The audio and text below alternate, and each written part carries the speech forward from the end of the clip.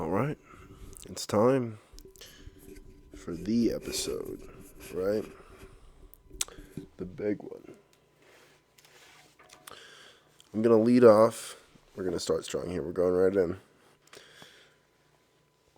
with a good quote from Alan Watts.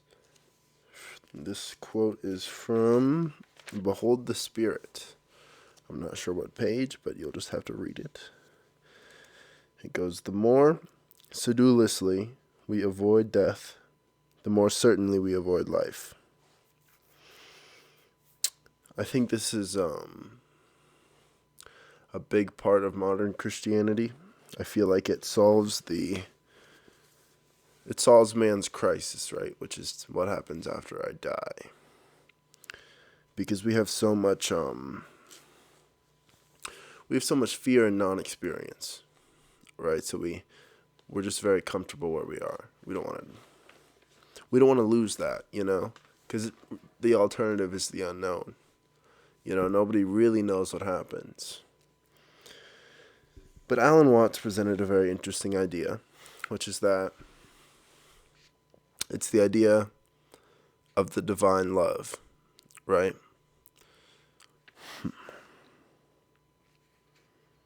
Well, okay, first let's go back. Let's go back to death, okay? So, first I would like to say that I don't believe in heaven or hell. I think that heaven and hell are more of a useful reference in the karmic relation towards your current action and your inevitable future. And maybe that exists through death, but I don't know. I don't think it doesn't make sense for it necessarily too, but I think there's a great quote, not a quote, but a story I read. It might have been from the Quran, actually, but it was a story about heaven and hell. And so this man, maybe he was on the brink of death, he was somehow speaking to God, and God took him to hell. And when he gets to hell, it's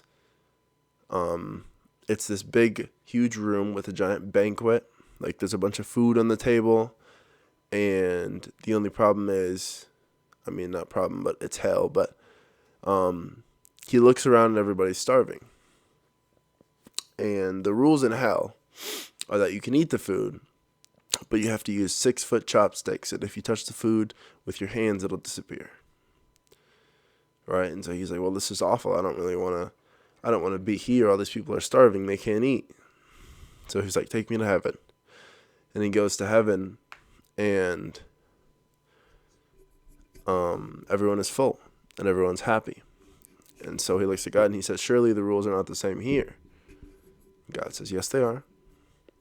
And he looks around, and he realizes that the reason that heaven and hell are different is because the people in heaven are feeding each other instead of trying to feed themselves. And so I think this represents a lot of things. Those 6-foot chopsticks kind of represent love. Absolutely, because when you love another, you can bring them up. But when you love yourself, and only yourself, in a world that takes so much,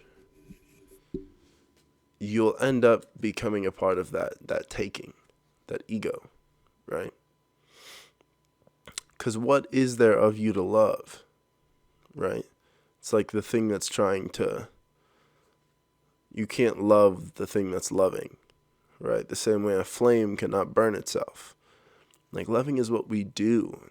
It's not like, you can't point that action back on itself. It is the action, right? And so it's like, you can't point at your own fingertip, and a flame cannot burn itself, right? Like, these things you just can't happen without some superficial forming of an ego, right? So when you say I love myself, you're thinking, I love the person, like the idea I've constructed of who I am in a linear, fashion, and to other people. And so, That's the only way you can really love yourself, is if you create an ego to love. So, well, and that's just what happens. It's like the ego, you can't love yourself, you know? You just can't. Again, I just said that it's a paradox. So, you end up essentially in hell as a karmic reaction to the way your heart operates, to the way that you live in the world. And if you love others, I saw another great quote. It said, a candle loses nothing by lighting another candle. And that's exactly what love is. It's just like, feed those around you, because you can't even love yourself, Now, we've also confused loving ourselves with taking care of ourselves. So that's not what I mean when I say you can't love yourself. You can take care of yourself.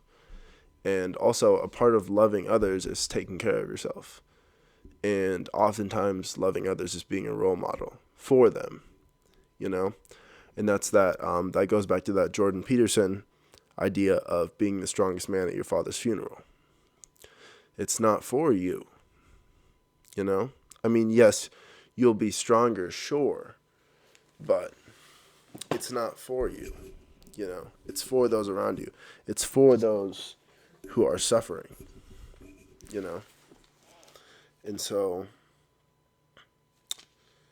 you have to be strong in love. You have to be a lot of things in love, but the main point of what I'm trying to say is that you can't love yourself, right? And so with that, we'll go into agape and eros. Now, if you're in the podcast, you might have watched the episode on agape and eros, which is exclusively on there, but I'll mention it quick. So eros they're both ideas for love of God, right? And eros is it's a possessive hunger for God, a desire to swallow God, to obtain him and walk with him the way you would walk with, I don't know, some sort of superficial lantern that scared the devil away or something of the sort, right? It assumes that God is something to be grasped, right? And agape is the opposite. It is this is tough. It's the love of the free will. And so this is just like giving yourself up. It's kind of like that Ram Dass quote where he says, to love is to not exist. So when you it's just like the same idea of taking a bullet for somebody. It's like you, in that moment of taking a bullet for somebody, you don't exist. You're not thinking about you at all, because that is the worst possible thing that you could do for you in that moment. Right? But it was never about you. It's about the person you're taking the bullet for. So it's like, that's what love is, right? Because any idea of eros is just, eros is a little different. It's not very useful. It's not very applicable to that situation. But as far as God is concerned, I think that is another problem. Not problem necessarily, but kind of where Christianity has gone astray nowadays. I feel like it seems like you have to, baptizing and stuff like that, it seems like you have to, the whole process is there's a process to know God. But, God, God is closer to us than we are to ourselves. That's a Bible quote that I like a lot, and it just goes to show that you need not reach out to find God. There's a Dao De Jing quote that says, "Man can find heaven from never leaving his room," and that's exactly what this is. You don't need to search out for God. You need to surrender the search. Again, it's that Buddhist idea of nirvana, of despair, of giving up. So all of these Christ consciousness ideas, they line up so much in how they are realized in a person's mind and in a person's life. So, on the terms of God being something to reach out for, and also the answer of death, I'd like to read this quote from Behold the Spirit. It says, salvation, heaven, eternal life has been discussed as something bought and sold at the price of so much virtue and merit, something which you may possibly get in the future. Propagated by Christ's sacrifice, God has at last agreed to sell it to you for a stiff fee. Christianity has thus degenerated into a system of morality with remote eschatological sanctions, and in practice is therefore a religion largely bereft of joy and power. Now, eschatological, if you don't know what that means, I'd look it up as well. It's something to do with or like a means to do with the death of the soul or of mankind. And I think this is very true. It's become this thing where you have to be a good Christian, right? Or I've seen a lot of Islam popping up on my social media feed as well. It seems like that is kind of the same way. You have to be a good Muslim. I think that's how you pronounce it. But either way, it's like you have to be, you have to follow this set of rules, this set of guidelines. You have to be this kind of person, right? And it's true. It's just a system of morality at this point. But it's like the morality stemmed from the essence of what it was created on, and so it's kind of like, there's a great story. Actually, I heard this from Andrew Tate. He talked about how there were 4 monkeys in a cell with a tree at the top, and there's a banana at the top. And when they were put in there originally, one of them went to climb up, and all the monkeys got sprayed with water. And so obviously he didn't get to the banana. And then he tried to climb up again. They did the same thing. He tried to climb up again. They did the same thing. And so eventually, when one of the monkeys would try and climb up, the other ones would pull him down and beat him if he tried to climb up again. And they would just keep doing that exercise. And then eventually they switched out one monkey, and he would go up the tree. They'd pull him down. They'd beat him up. And then, they do it a few more times, switch out another monkey. And then eventually there were 4 monkeys in there who wouldn't climb the tree and who would beat anyone who climbed the tree. But they didn't know why. They didn't even know that they were going to get sprayed if they did it. They just didn't do it because that's what they were taught. And I feel like that is how the essence of God has kind of dissolved away into the world. It's we found God, who knows when, right? I mean, all these texts are from different times. Buddhism is from, only like 1,500 years ago. So it's like all these ideas are founded at the same time, but they're all of the same essence of that realization. Oh, like nothing is against me. I am part of all of this. And all of this will go away the same way that I will. And there's nothing to fear in that, It's that Buddhist idea of just giving up. Like, it's kind of scary, sure, but, it's like Alan Watts has this great quote as well. He said, if death is like falling asleep and never waking up, one might then have to ask, have I ever woken up without remember falling asleep? And so that's birth, right? It's like we just, one day we're there, right? And then one day we're not there.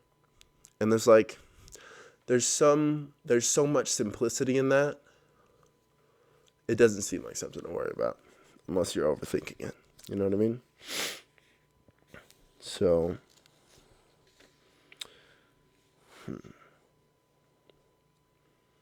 So how do we grasp God, right? So how do we attain God if it's not something that we have to go out and get?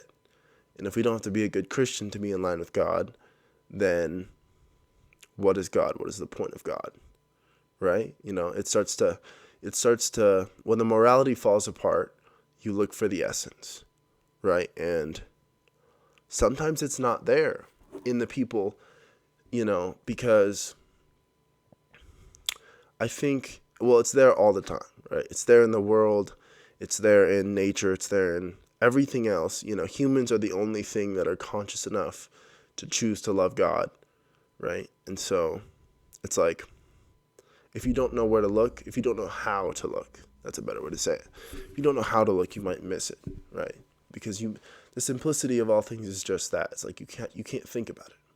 It's just less and less and less until you're in the moment, until you're into, the silence, I guess. It's like the barest thing. It's that Tao Te Ching verse of the most yielding thing will overcome the most rigid. The most empty thing will overcome the most full. It's like at base there's this thing, and it holds all things. And so there's something there, something in that. It's like we have common ground. Even though we all will die, we have common ground. So, how do we grasp God, or what is the use of God? I hate to say it that way because I know a lot of people don't think of religion in terms of usefulness or not, right? But having read into so many, I realize they're all trying to grasp at the same thing. And so the way I see it is, which religion is the best for all of us to follow, right? Or at least for all of us to study, let's say, Like, which would I rather you, as a listener, go and study and watch, or go and study and listen to, So it's important that we dive into all these things, especially when they're all so similar. So, I'm going to, there's a statement here. It says the perfect man. We'll call that the perfect Christian, right? Or, Jesus, essentially, as well, the perfect man, the man who's in union with God. And I'd also like to talk about Jesus and the Holy Trinity in a second here too, but we'll get there. The perfect man employs his mind as a mirror. It grasps nothing. The perfect man employs his mind as a mirror. It grasps nothing. It refuses nothing. It receives but does not keep. And another poem says, of wild geese flying over the lake, the geese do not intend to cast their reflection, and the water has no mind to retain their image.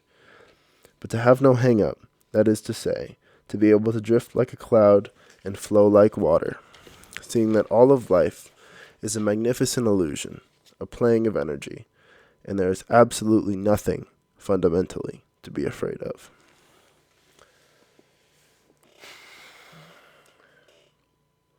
And I love this quote because, I don't know, maybe it's just me, but I feel like there's sometimes there can be a real weight to life, a real fucking dragging on, kind of like a when is this going to get easier kind of feeling, when is it going to let up, fuck, right?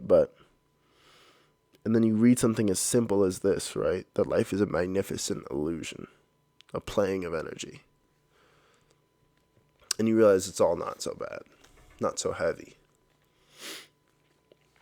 And so on the topic of using your mind as a mirror, right? Well, actually, let's break this down real quick.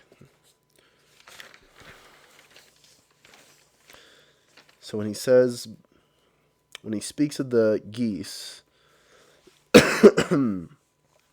not intending to cast their reflection and the water having no mind to retain their image, he's saying this is how you should view the world. And so you should reflect that image with no, don't grasp, don't refuse, none of that. Just observe, just be there, just use your senses. There's no other way to simplify it down. Just observe, just be there, And it sounds stupid and ridiculous and it sounds oversimplified, but it's in that oversimplification, that's not a word, no way. It's in that oversimplification that you find God, truly. So, now, also, this drift like a cloud and flow like water. Let's throw away with the drift like a cloud a little bit and get more like water. This isn't to say that you just go with like the flow of things and you just do whatever comes along. Water can be forceful. It can be dangerous. But it can be soft and supple and supplying of life. So you have to be all these things. Master nurture, but, it's better to be a warrior in a garden than a gardener in a war. Now, assume your mind is a mirror. Just as a mirror has a brilliance and power to reflect light, only when turned towards the sun so that it receives the image of the sun within itself. We seek him beyond the horizon with our noses lifted high. Oh, that's a different quote. Okay. But this point here is that it's that agape, right? And so the point, like, it's to say you clear your mind, you do away with the ego, and you act your mind as a mirror. And in doing so, because God is in everything, God exists in this moment, God exists in all people, God exists where he doesn't exist, And so in making your mind a mirror, in that simple action, because reality is God, and because God is all around you, wondrous things are all around you all the time. Love is all around you all the time. And so in making your mind a mirror, you reflect that brilliance, and that brilliance becomes you. And that's how we surrender ourselves to God and receive God in a way that's not going out to get him. It's reflecting his brilliance. And I think that's also very in tune with the idea that we were created in his image, right? And so you reflect his image as a man. And to me, that's what Jesus was. Alan Watts speaks of the idea that Jesus, the story of Jesus, is not the story of a man who was born directly of God and descended from heaven, but rather a man who realized his union with God and ascended to heaven, essentially. And the language supports this because he goes on to tell about how, I think it was Hebrew at the time. I don't know what exact language it was, but the language was very legalistic. It was used only for legal, and I forget the other word. But it wasn't very definitive. And so when he said, I am the Son of God, he meant I am of the nature of God. And so, but there was no other way to portray that in a way that wasn't, it's so simple that I think that it got twisted, right? Because now, and then the idea of the resurrection, obviously, would be the same idea that's in the Tao Te Ching. It is the idea that he who worships the Tao lives forever. Right? That's word for word. That's a quote in the Tao Te Ching. It's that he who worships this world alone surely lives a while. He who worships the Tao surely lives forever. And this isn't to... This is to say that death will not affect you because you are in union with God. So what does that mean, right? Because that is a heavy statement, right? Death will not affect you.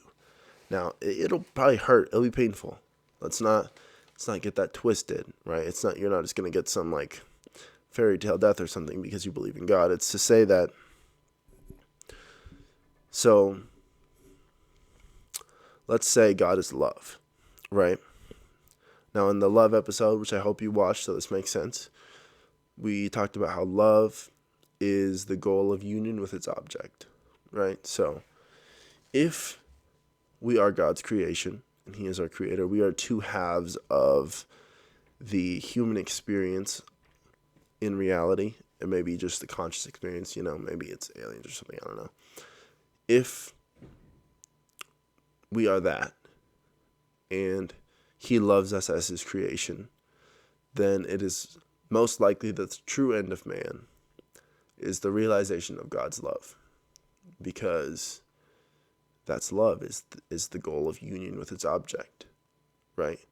And so if God is supreme love, if God is the highest form of love, that's most likely the end of man, especially as, as us being God's counterpart, reflection, right? And it's not just us either, but we're the only ones conscious enough to know it. All animals, Alan talked about this too. He said all animals are drawn blindly towards it. We're the only ones who have a choice. Not a choice to draw away from it, we're all going to die, but a choice to think about it. And so far that's doomed us, but maybe if we think hard enough. All right, so the Holy Trinity. What do we have? The Father, the Son, the Spirit. I would say all of these things are God, and the three entities are how God expresses himself in the world, right? And so Jesus is God as man. The Holy Spirit is God as our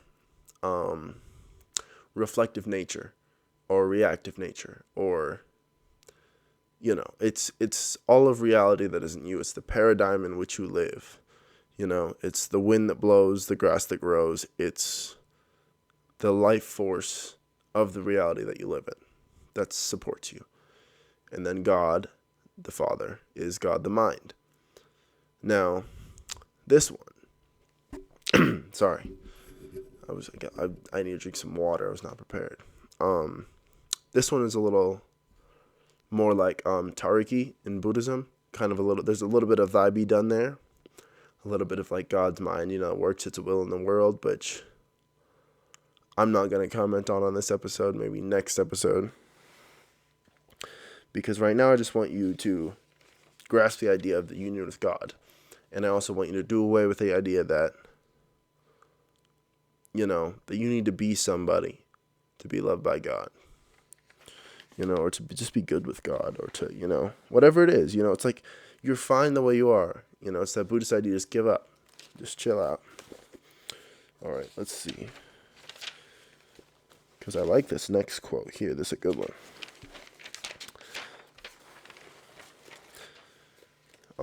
Dom John. I'm not sure who this man is, but he said this. We are living in touch with God. Everything we come in contact with, the whole of our daily circumstances, and all our interior responses, whether pleasure or pains, are all fish in the water. There is no question of trying to feel that God is here, or to complain of God being far. Once he has taught us that we are bathed in him, in his action, in his will. And so again, this is just that pressing idea that you are him. He is in you and in everything else.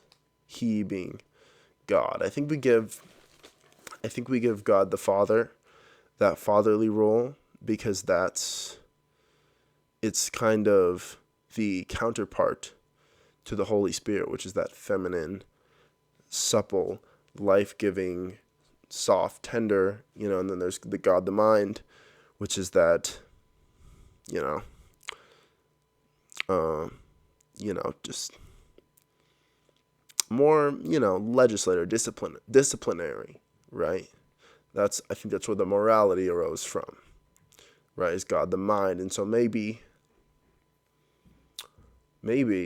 God the mind is a product of man's reflection of the Holy Spirit. And so through that reflection, we kind of learn how to treat each other. That seems very plausible. Because I don't think we should do away with it entirely, but I think that it needs to be reworked. I think Christianity at this moment I think it's far away from the essence of God, but at the same time, it's like right on the dot. You know what I'm saying? Like, it's like, all right, we're back. longest pod yet. Anyway, I think it's not being passed around the way it should. I think it should be. And also I think it should be well, all right. I'll introduce you to the next idea, cuz this one goes really far into this agape idea. So, he who prays best does not know he is praying. Prayer is a self-forgetful absorption in God. And so through this path of Christianity, you start to realize, if you're familiar with the podcast, this sounds a lot like Taoism, right? And so I think this all goes along very well with this Latin phrase, my favorite, Crux Medicina Mundi, the cross, the medicine of the world. And I love this so much because it considers Christianity a medicine and not a diet, right? Not something to be consumed on the regular, just something, when things are tough, when things are, you gotta be, it's just like I said earlier when I read that Alan Watts excerpt where he was talking about how life is just a play of energy. It's like when you're reminded of your relationship with God and of your union with God, it takes the stress off your shoulders. You realize that feeling of nirvana in Buddhism, right? Of that breath out. Now, what does this mean for Christianity, right? As a religion, and for all other religions? I mean, what does this mean, right? If God is something not to grasp, if God is something not to worship every day, if prayer is not something that we have to sit down and do and dedicate time to, if church is something that we don't need to give our time to, if all of these things are a clutching hand in smoke, an attempt at eros, an attempt to grab God and have him for ourselves, right? Because once it's not a medicine, right? It's different when you're in pain and you're suffering and you pray. It's different because it's like you need it, But when you're just praying because you feel like you should pray, because you feel like it's your duty to pray, because you feel like you're supposed to pray, it's like you're pretending to do the thing, right? You're playing the part, but you're not really there. And so in that action of ingenerosity or in genuine intention, you're faking it, you're not really there. You're just doing what you feel you should. And so if all of these things are, after a while, right, not because it's a medicine, it's still useful. These things are wonderfully useful to have an occasion when you need it. But I think as far as daily rituals and stuff like that, meditation, prayer, I mean, like the Muslims, I think it's a Muslim thing to pray like 5 times a day. There's another great Alan Watts quote that says, man suffers because he takes seriously what God made for fun. And that's another good one that just releases us of the stress. And, the funny thing is, and I feel like this is a very controversial take, but I feel like all the steps we use to get closer to God, church, prayer, the cross, all this symbolism, the Bible, all these books, all of this, and fighting too, all of like, my religion is right, or, it's atheism, it's not Christianity, right? It's like all of this bickering over the same thing. And I feel like God would just laugh at us. There's another great story that Alan Watts tells. He said, so let's say you had 5 minutes with God and you could ask him one question, right? What would you ask him? And I forgot what he asked him. I think he said, what is the point of it all? And God laughed at him. God laughed at him and said, you just want there to be a problem, don't you? And it's so true that We do that to ourselves. We sit here in this wondrous fucking... It's insane that we're alive. It's insane that we exist. It's insane that I'm able to sit in front of a camera with this sick-ass light. It's insane that all of this is happening. It's a work of God, genuinely. As much as whatever you believe in, it is just beautifully impossible that we're all sitting in peace, and you're watching this and I'm recording it, but in the same, it's like we're all in the same moment and we're all okay. And there's just so much divinity in that. You cannot deprive that of its divinity. You can't say that that's chance. There's no way. There's no way we would ever beat those odds. But so back to the idea of the symbolism. I think that if the goal of this episode was to define the idea of union with God, then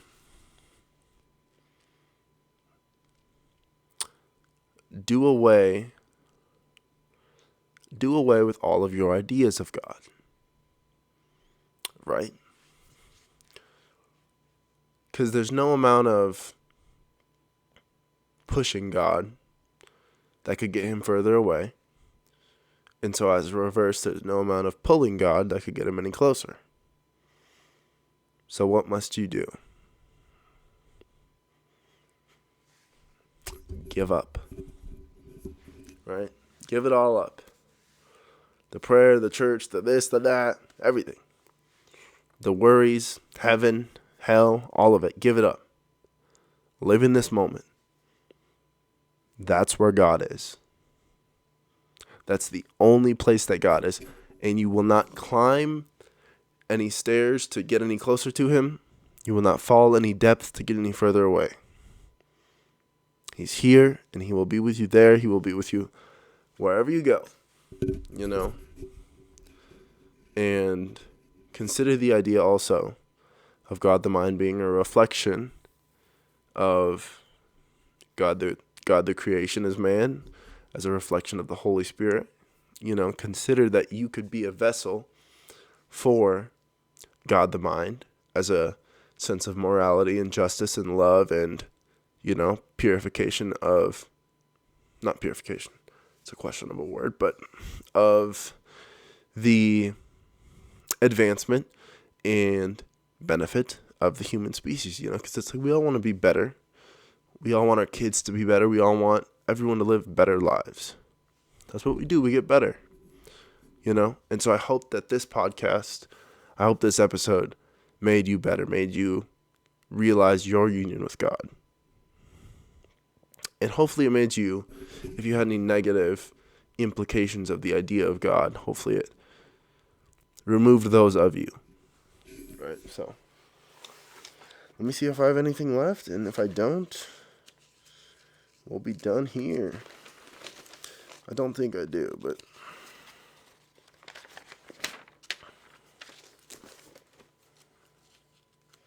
you're gonna sit here and we're gonna wait and see. Ooh, I missed. Oh my gosh, almost was my favorite quote. So this goes back to that symbolism, right? And the thoughts, the ideas of God. This goes back to any conceptualization of God that you have. It says, we fail to see through the window because we are painting pictures on the glass. Get out of your head. Get out of your head. Another one, if the free soul refuses agape, it gives itself up to the domination of eros. Now that one is powerful because it's true. If you do not give in to God, if you do not surrender, if you do not reflect that brilliance, you will develop an ego, and it will... That's another thing about this merit and virtue idea, right? To be a good Christian, it's like, as long as you follow the rules in one area, right, I'm sure there's some gray area, right? And so I feel like a lot of people use that as a crutch, right? So they build an ego that loves God so that they can, pursue their ungodly desires, we'd say.